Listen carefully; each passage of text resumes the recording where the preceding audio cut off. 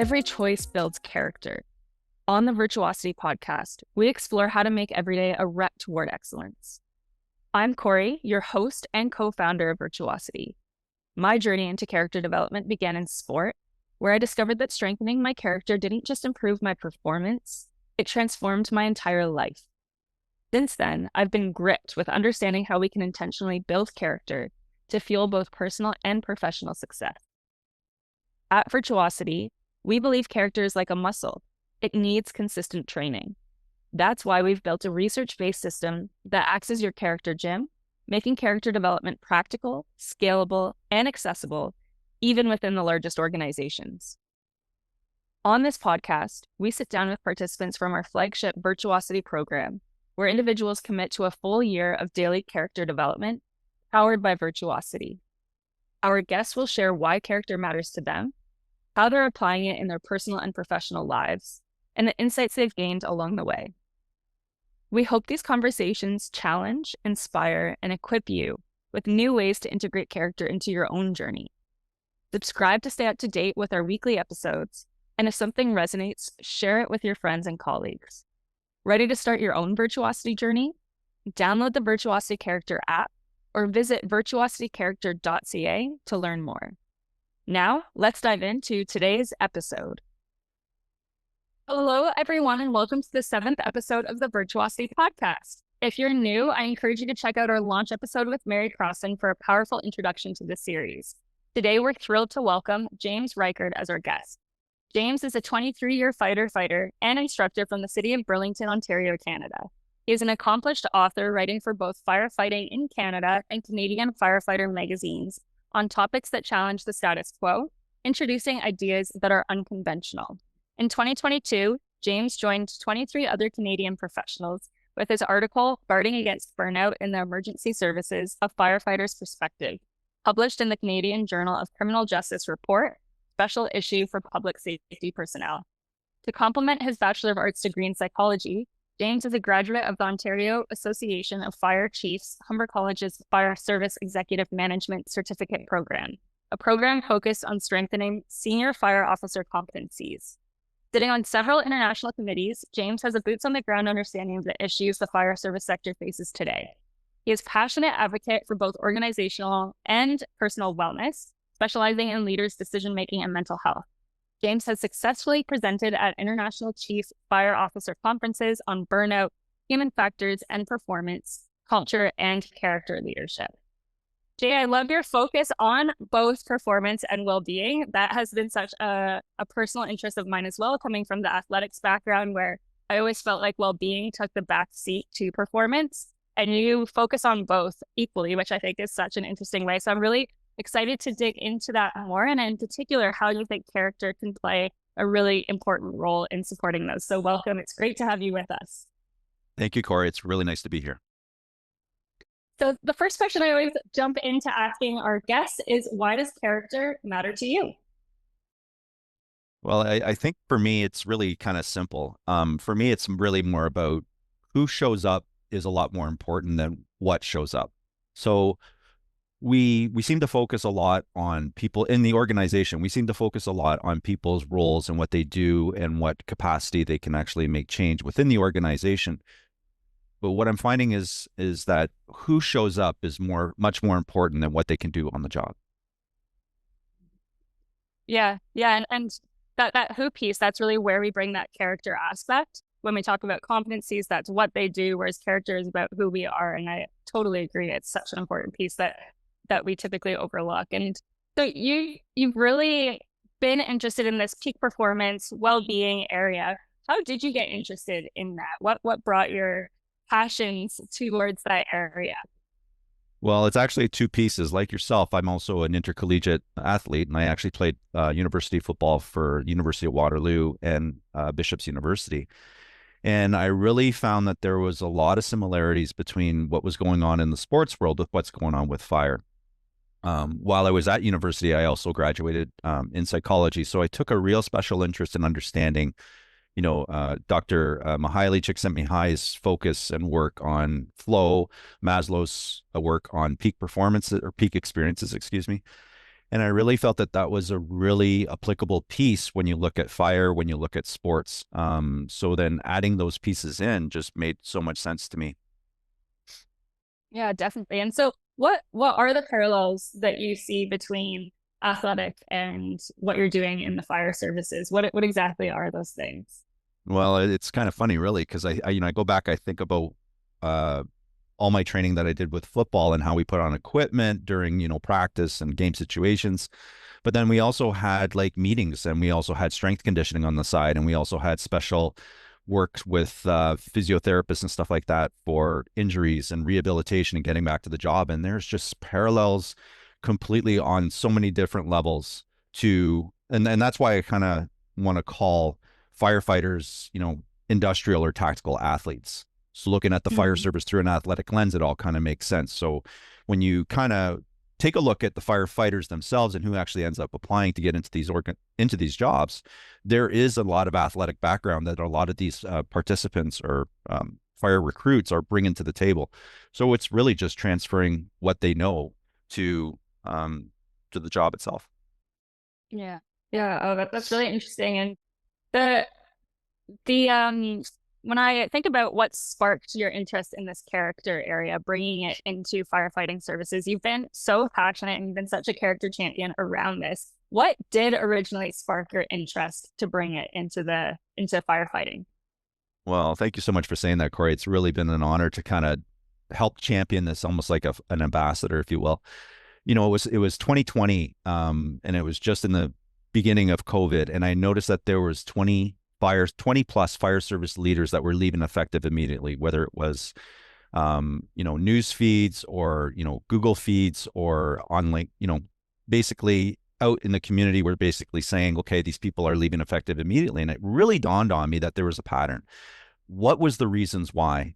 And I really started digging into it and finding out, there was misappropriation of funds, there was inappropriate behavior towards subordinates, and there was even sexual misconduct. So there was issues with character, and it really had nothing to do with the job. It had more to do with the people. Mhm. So what I ended up doing, I was sitting on the CAFC's best practices committee, and the president at that time actually sat in on one of our meetings, John McCurney, Fire Chief John McCurney, who was the fire chief for Whistler.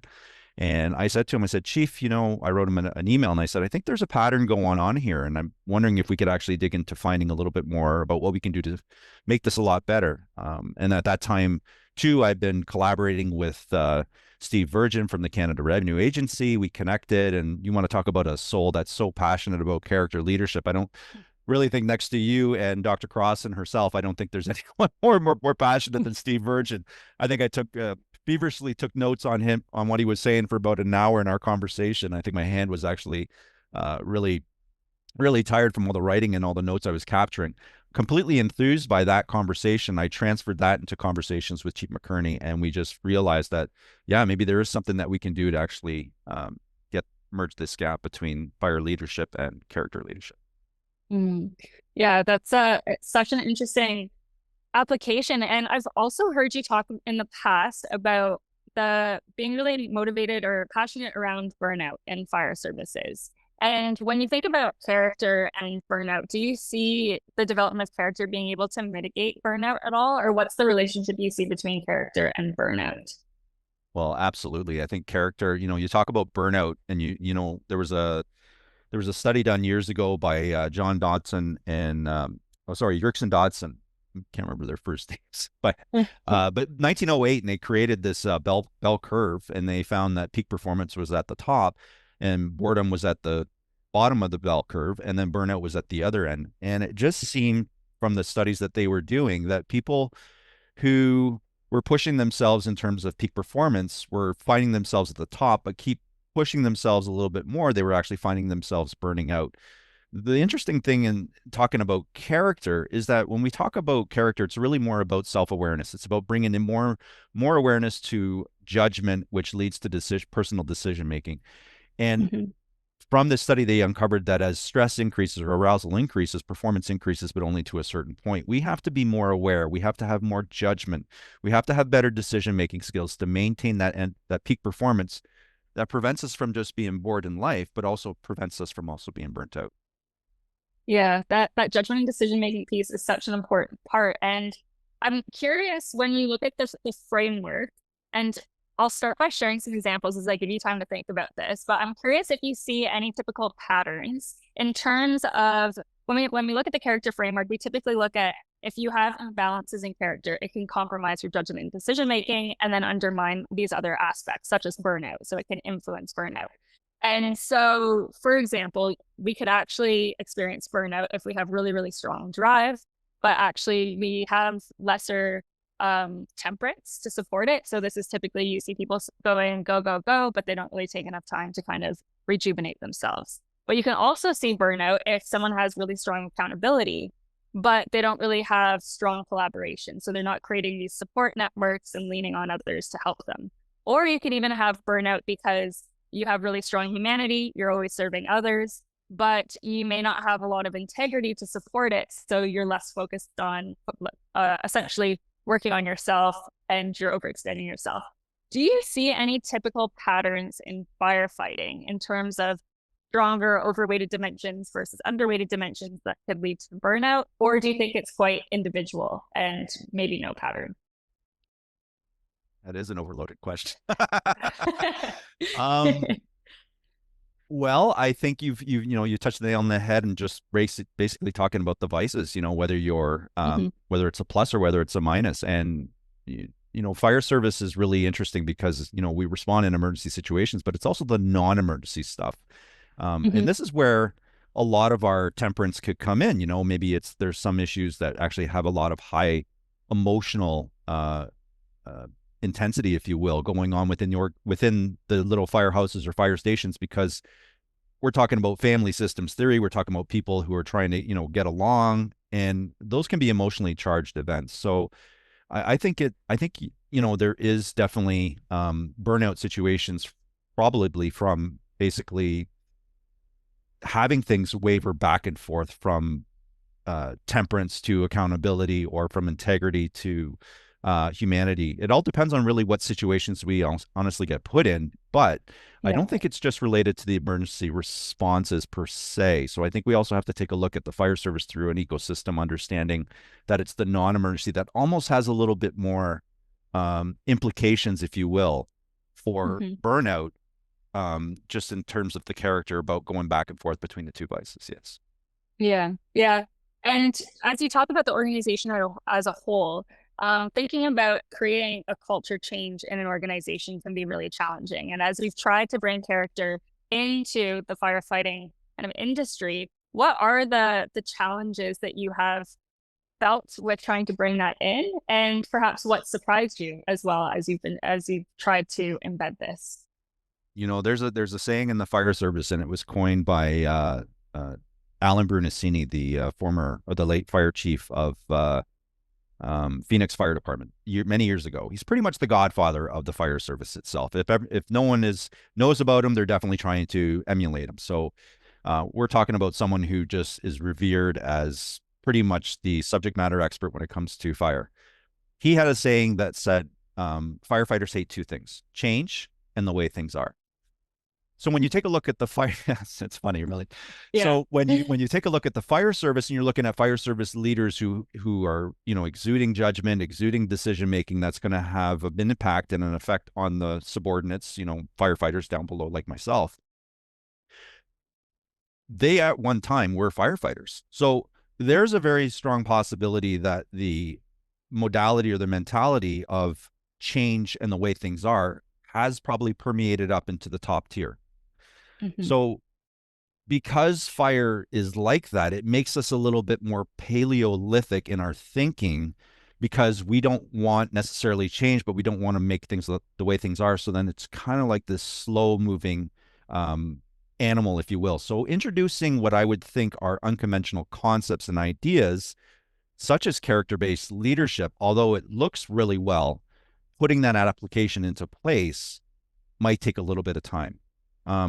And although there are some fantastic leaders out there that are very progressive, very proactive, and use their operating budgets and capital budgets very wisely, there's others that might be struggling a little bit behind just because of the culture that they've grew up in or have not grown up in, have worked in, Mhm. and maybe the support that they have from their upper tier leaders that they have to speak to and get permission from, and all that stuff. Mhm. So character is really beginning to really start to take shape. I think there's an understanding why we need it.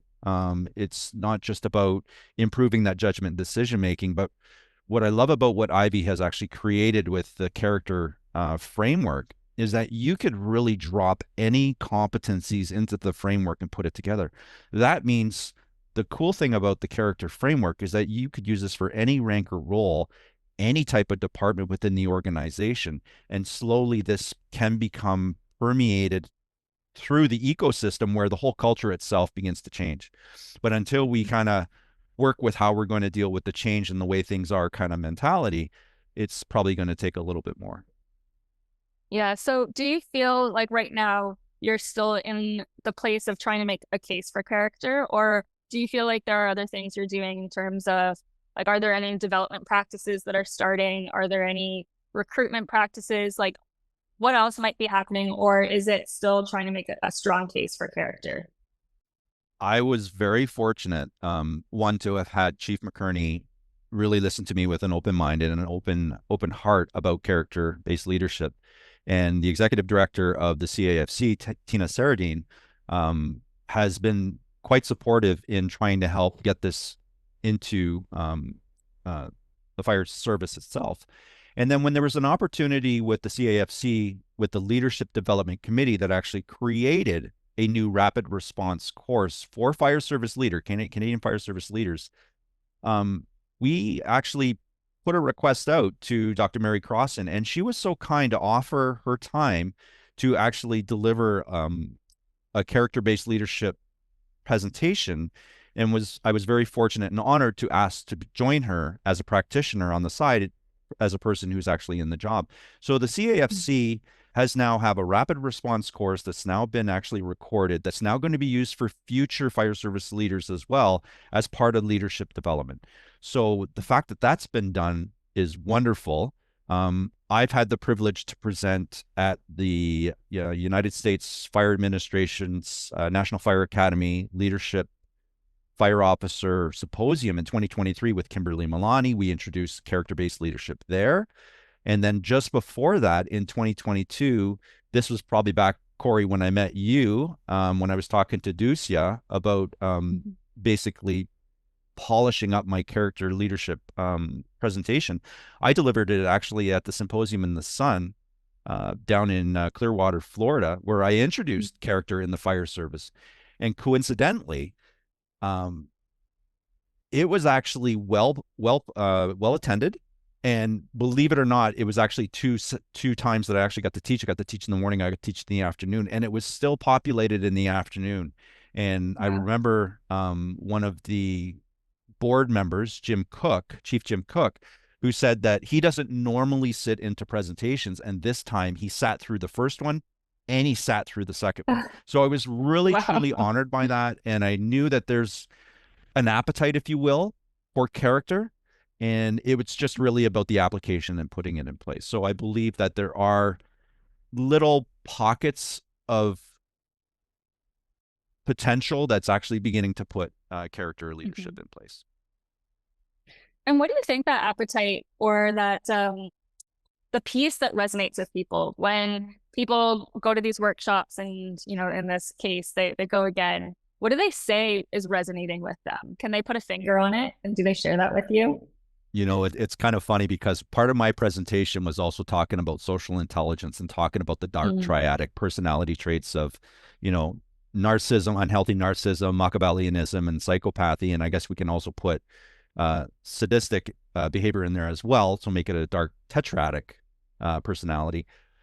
And whether people can attest to people, whether it's colleagues or whether it's individuals within their ecosystem that they have to report to, or individuals that have line authority with them, they go, oh, I've seen that behavior before. I understand now why. Or if they have colleagues in another organization, they say, I remember hearing individuals talk about, you know, in groups being, you know, kind of hoarding information, or people being very poor behavior towards others and having no accountability to that behavior itself, they go, yeah, character is definitely needed. Yeah, So it's wonderful. Yeah, so it's wonderful to hear that, only because now it's beginning to really take shape, not because of something we're trying to espouse, because it's all about being a good human being. It's because these individuals can attest to what they've seen and really what feelings have invoked inside of them from dealing or having to know or understand or relate to some of these individuals who have power, who exhibit these dark tetratic personality traits. Yeah, that definitely resonates with me, and I've heard that a bunch as well. And almost to a funny extent where we talk about character and people will always say, oh yeah, all these people I work with need to work on their character, as opposed to thinking that they need to work on it themselves. But honestly, it's like, as long as you can, whatever that angle is, I believe, whatever that angle is to get people interested in character, take that angle. And then as you start developing and investing in character, you'll start to see the benefits for yourself. It's like, with my exercise science background, a lot of people don't want to start running for the first time. It's uncomfortable at first, but when you start running or exercising for 3 weeks, then you feel the benefit for yourself. And so, yeah, if that's a way into an organization, all the other people need it. I don't necessarily need it. And then you start working on it, then all good. I think when people start working on their character, it's kind of funny. It's a little bit of prelude to what I kind of wanted to talk about was Benjamin Franklin. And he talked about how he measured himself against his 13 virtues on a weekly basis. Mm-hmm. And I love how he self-assessed himself and he really wanted to improve as a human being.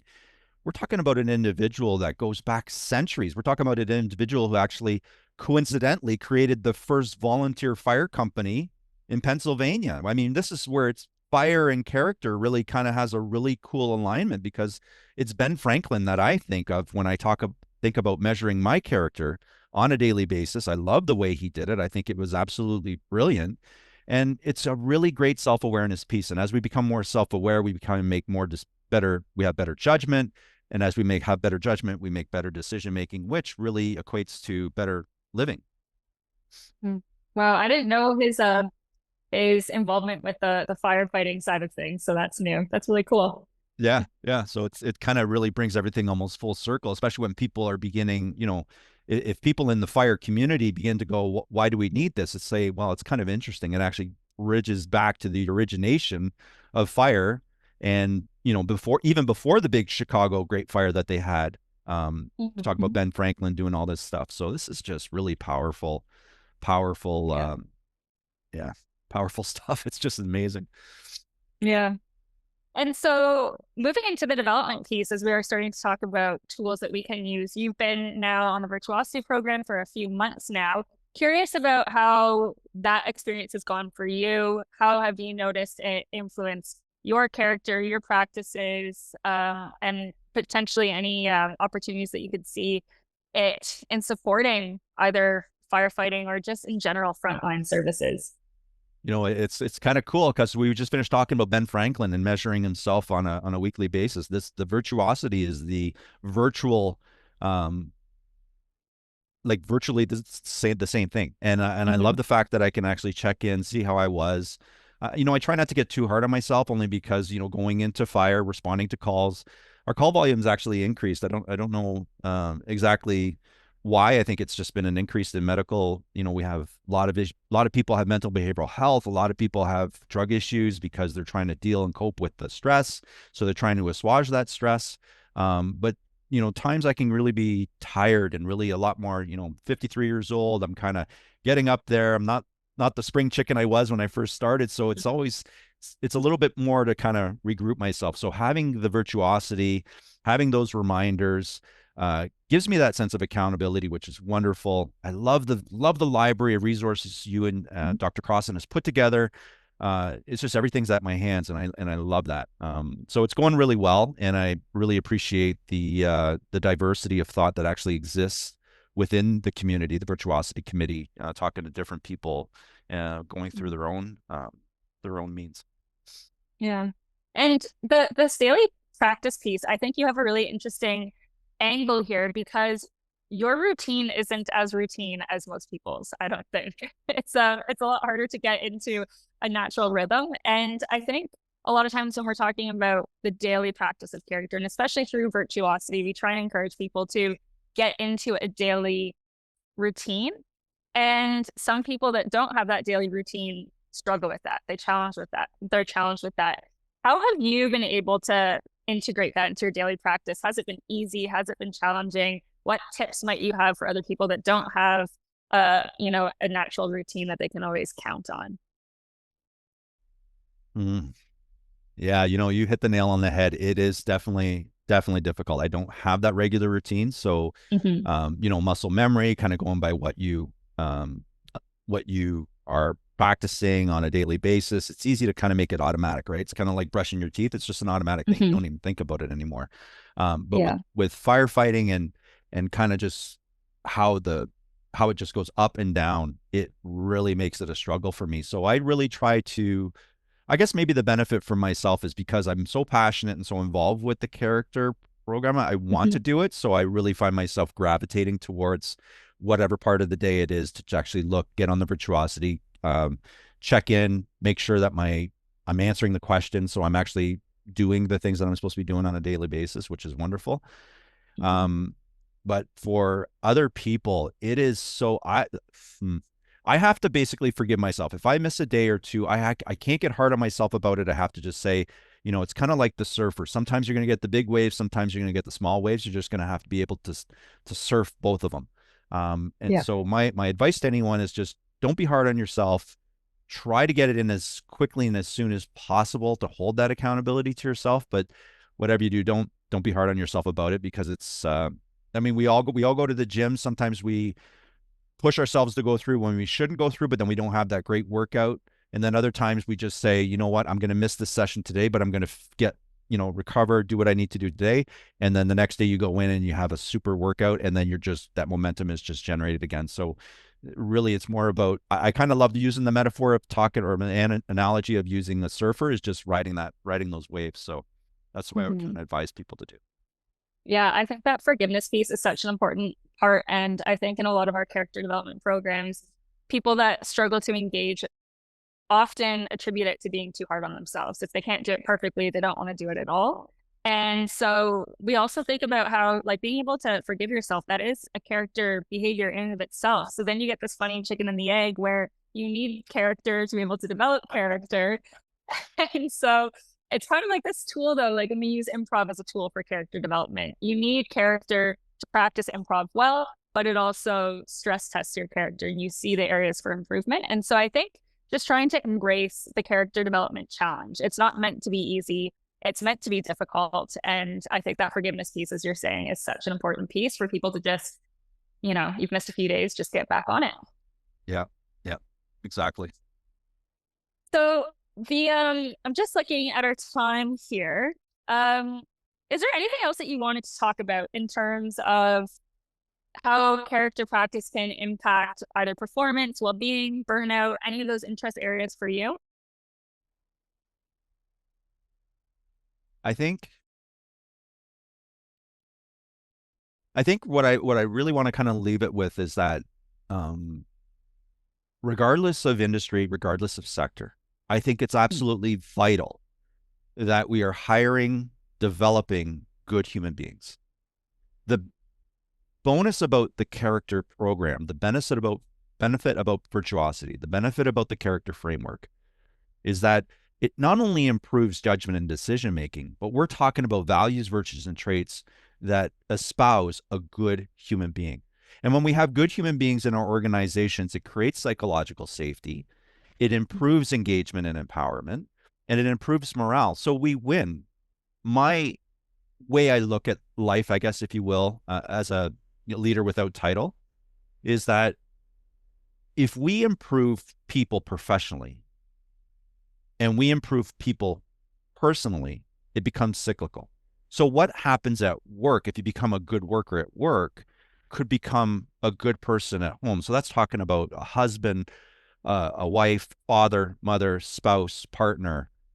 And then that becomes very cyclical. So then that person comes to work and they become a better person. Well, if you're in a position of power, if you're a position of influence, if you're a position of authority, and you're a good human being at work, you help other people with the unpredictability of the job itself, which allows people to manage their own stress levels better, produce more productivity, manage those pressure situations, manage their stress better. And really, it becomes an ultimate return on investment. So I think character needs to be embodied in organizations, regardless of industry or sector.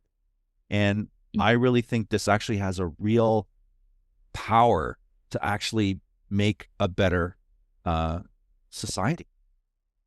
Mm-hmm.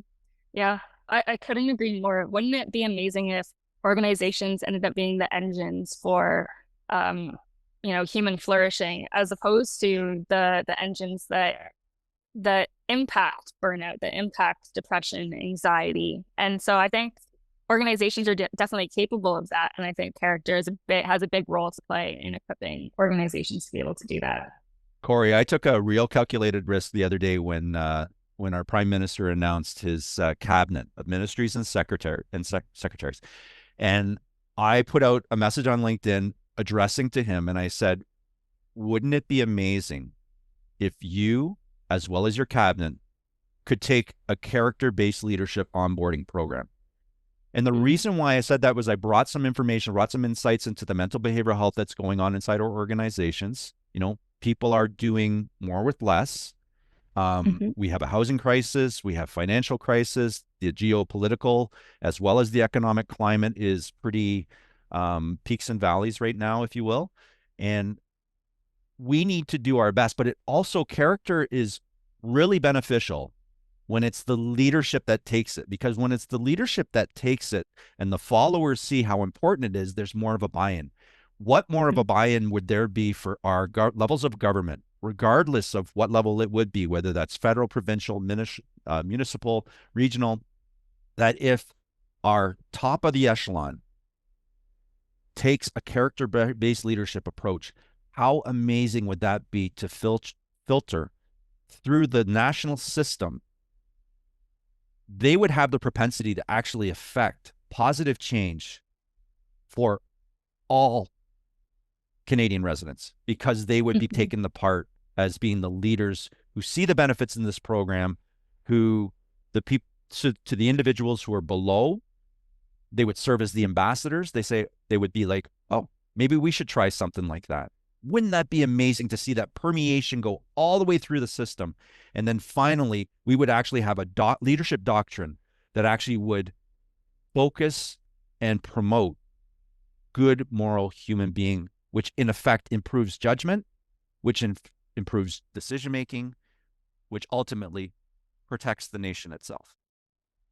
I love that. I love that bold ambition, and the fact that you reached out to him, addressed him specifically. That is just, it's so inspiring to see you do that. And it aligns so much with Mary's aspirations that she shared before, where she really sees Canada as being able to be that beacon of hope around character. And I think Canada is so well set up for that. I think all the work that Ivy has been doing with a lot of big Canadian government organizations, like, we've already got such a good head start on it. And we really have the tools as well to really scale character development now. If we want to make an impact across the whole country, couldn't agree more. It has to start with the leadership. I think that's a really important piece. And then how do we bring it to everyone else? We've got that scalability piece now. And I think the other point that you're making around, like, it ultimately impacts this judgment and decision-making. We're seeing Canada really having to put up a little bit of a fight now. And it could be that competitive edge that Canada needs as well. And so I think just these aspirations about making it a nationwide initiative is just really inspiring. Well, thank you. When you take a look at how this all originated, and it came out of the financial crisis, housing crisis of 2008, and Dr. Crossan, Gerard Seitz, and I'm not sure who else, but maybe other professors, other research. Yep, Gantz. Yeah. When they went in and did all the research and uncovered that character was the reason why organizations not only survived but thrived during that financial crisis, we are in a crisis itself. Why would we not revisit something like that? Why would we not put things in place? Thankfully, for all the research that has been done, rather than reinvent the wheel, let's just put this stuff in place. Let's just put even if an onboarding program, a character-based leadership onboarding program was started, it would give the confidence that the skill sets are in place. It's not just about having master's programs or PhDs. It's about what can we do to build a leadership doctrine that gives confidence. We go back to talking about the research by Gallup, and they said that, there's 4 themes that followers look for from their leaders to make sure that everything is okay, especially amidst a crisis. Well, this could be viewed as, a form of a crisis. Well, that's to create hope, or to build trust, to provide stability, to create hope, and to show compassion. To build, hope is the biggest piece that people are looking for. And if that's the case, and if character-based leadership has already been born out of a crisis, and if it has been espoused and been practiced by, our national agencies. We talk about the Canada Revenue Agency with Steve Virgin. We talk about the Canada Border Services. We're talking about our own Department of National Defense, the RCMP, and even the NHL Seattle Kraken have used the character leadership as an evaluation piece. This is pretty much an opportunity to put our new government on the right tracks, and actually would really help to generate that hope, generate those 4 themes that Gallup has so coincidentally uncovered for us from their mountain of data for the rest of Canada. Yeah. Yeah. And that Gallup research is really interesting. I remember reading that as well. And hope, of course, is one of the many virtues. We don't use the word hope in the leader character framework. We chose to, the authors, Mary, Jeffrey, and Gerard, they chose to use optimism instead of hope for multiple reasons around language translation into the business world. But it essentially covers those 2. They cover the same space. And what I think is really interesting about that hope piece is, of course, it can become almost detached or delusional when you don't have the plan to back it up. And I think that's why that character piece is such a good one, because it has so much research and rigor and practice and tools behind it that it does give it that sense of hope. And then it also has a strategy, a plan to actually bring things to fruition. So it's just such a powerhouse. That's great. I didn't know that about that piece. So that's awesome. Yeah. Okay. So as we're winding down our time here, I typically finish by asking our guests to share what they had on their character quotient, so the score that they had. So you've taken the character quotient assessment, and for the listeners tuning in case they don't know what that is yet, it's essentially a scale or an assessment that Mary and I put together. It has 10 items and 3 different categories. It has 4 questions on your character awareness, 4 questions on your character development, and 2 questions on your character application in organizations. And it helps you to essentially understand where are you now and how well are you really kind of bringing character into the world, so to speak. So how did that go for you? What was your score? What are some areas that you're proud of and some areas that you're interested in really trying to strengthen? Well, I'm not proud of my score. I got 68%. So let's just say that. I have a lot of awareness when it comes to character, 100%. I kind of live this, talk this, I just advocate for this all the time. I find probably applying it and developing it just as a firefighter, because of the shift schedule, I find myself really challenged from that. And if I was being authentic, that's probably the reason why the scores were a little bit lower there. So my goal would be is just try to get more of these development and application pieces inside my 24-hour shifts so that I can actually increase that score. Because definitely the awareness piece is way up there. And being able to advocate and talk about it is something I really enjoy. Now it's just the development and the application. Yeah.